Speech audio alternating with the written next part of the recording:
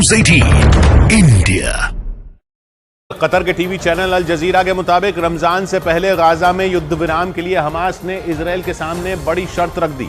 Israel और Hamas के बीच रमजान में सीज फायर के लिए 3 दिनों तक बैठक हुई, लेकिन बैठक में युद्ध विराम पर सहमति नहीं बन सकी। और अल जजीरा के मुताबिक हमास ने तो इजराइल के सामने गाजा से पूरी तरह सेना हटा लेने की शर्त रख दी।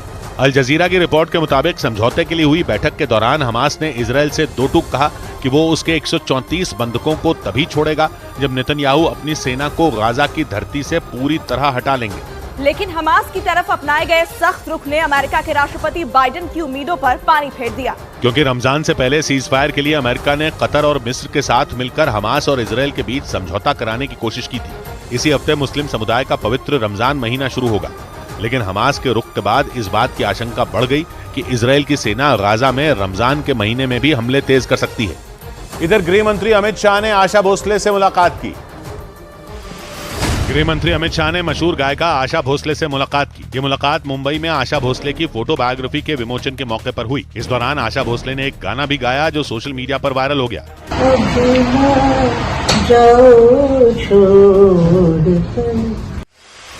मद्रास हाईकोर्ट ने डीएम के नेता और तमिलनाडु सरकार में